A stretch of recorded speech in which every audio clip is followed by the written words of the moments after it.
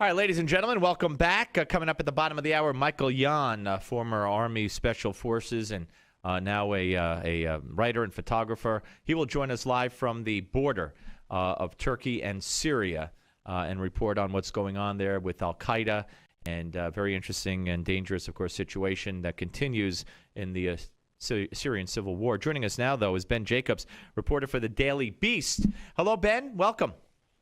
Hi, thanks for having me. Well, it's my pleasure. Two things I'd like to try to squeeze in here. First, why don't we start with your piece on Obamacare, which is the December 1st piece that you wrote. And you asked the question, and it's a good question, whether or not the past failures of the Obamacare website will impede the success of Obamacare and will frighten people away. As you look at it today, what do you think? Well, I think there's still that potential that right now the administration, they're organizing their strike teams to get people to enroll. But the big issue is the website has really, that for the Affordable Care Act to work, for Obamacare to work, that you need a large number of younger people to enroll who naturally would be most likely to do so via the website. And the issues that because of the fact the website hasn't worked is really discouraging people from doing so. And you have this pending deadline on December 23rd for people to be insured starting the first of the year, which applies to everyone who's lost their health care plan. And that with the continuing issues with the website, it's discouraging people. It's an impediment to enrolling and may cause real problems for the program to be successfully implemented and do what it's supposed to do. And of course, even though they say it's fixed for most Americans, a surge in usage, throws it offline or out of kilt. We've had people. One guy on CNN said he got all the way to the end and he had hit refresh and it said error, and he had to start all over again. Plus, you have the warnings from security experts who testified before the House, and even hackers are being coming forward and being interviewed.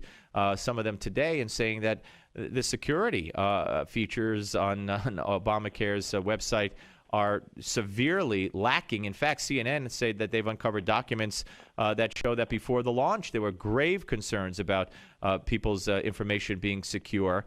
You also have, combined with that, on the back end, people go through the enrollment, and in some cases, it turns out the insurance companies don't know that they're insured. So they could go to the doctor, and they'll say, well, who are you? So, I mean, the whole thing, even though, like you said, they're rolling out the people putting on the smiley faces, there are still huge problems here that have to be addressed.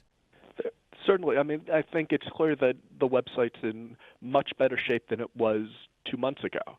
That that there's still issues that still reaching out. When I posted my article on Facebook, a guy I went to high school with said that the website didn't work for him. Now on a different way that it hadn't worked before, but that whether the coverage and the issues with the website hadn't been working, that the issue with Obamacare was with all the Affordable Health Care Act, there's always the political debate whether people felt comfortable, whether this was the government intruding to something it shouldn't do. But the issue now isn't, it's not a philosophical debate. The issue right now is just on a practical level, is this going to work? Are people still waiting to do it? Because the issue is that you don't just need, some people to sign up. You need a lot of people to sign up in order to make sure that it works out as the right. mechanism set up to ensure that the premiums work out, that it's cost effective, because you had to go through the private market and use insurance companies and deal with pre-existing conditions to right. make sure that young folks enrolled. Well, yeah, and of course premiums are another issue because some people that I've talked to, I haven't gone on to look. Thank God I don't need to do that yet, but we all will next year probably. That the sticker shock when it comes to the premiums and the deductibles. So people might get subsidies, and youngsters might get for $60 a month, but then they're going to have to pay the first $5,000 of doctor costs out of pocket. So they're going to be quite shocked. But let's move on to your piece today. I think is the second. I don't even know anymore in my head. No, today's the third. But anyway, and this was: do the Democrats have a plan B for 2016?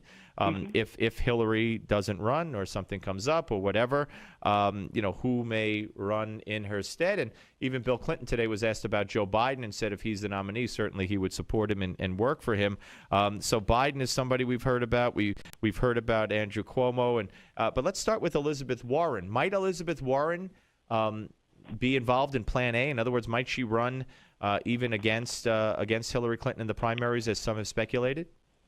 My inclination, and based on my reporting, I don't think Elizabeth Warren runs for president, regardless of what Hillary Clinton does. Regardless if Hillary Clinton runs, if Hillary Clinton doesn't run, if Hillary Clinton, decides to move to Canada and run for prime minister, it doesn't matter what the scenario is. Elizabeth Warren. Well, she moved to New York once and ran for Senate, so maybe she could do that. I don't think Elizabeth Warren. I think if she did run, she'd be a very formidable candidate, even against Hillary.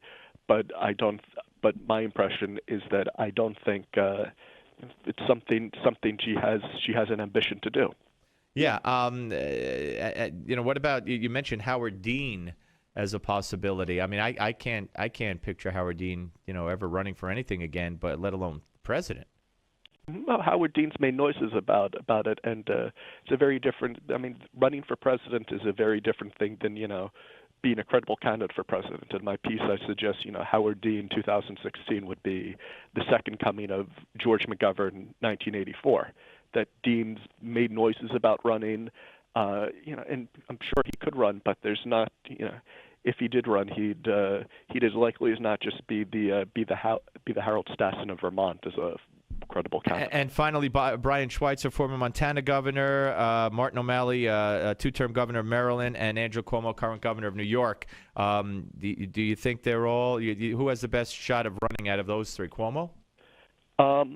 It's all debatable. I think Cuomo. I mean, every indication is that Cuomo won't consider running if Hillary's running.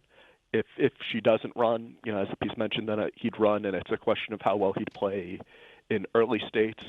Schweitzer is someone who sort of has been very, taken some interesting tactics. That he seemed poised to run for Senate for Montana, a race that he'd almost certainly win, and backed out at the last minute. Who'd be an interesting candidate. And O'Malley is sort of going through all the steps that one takes to run for president, but and I'm sure, and if Hillary doesn't run, I'm almost certain that Governor O'Malley would run. 1 to 10, Ben. Hillary runs 1 to 10, 1 being no, 10 being definitely. Right now, it seems more likely than not. I don't know how to put a number on it. 7, 8. Okay, cool. But it's the type of thing there. Ben, I got to go though. But Ben Jacobs, Daily Beast. Thank you, sir. We're coming back with Michael Yohn, Steve Malzberg Show. Don't go away.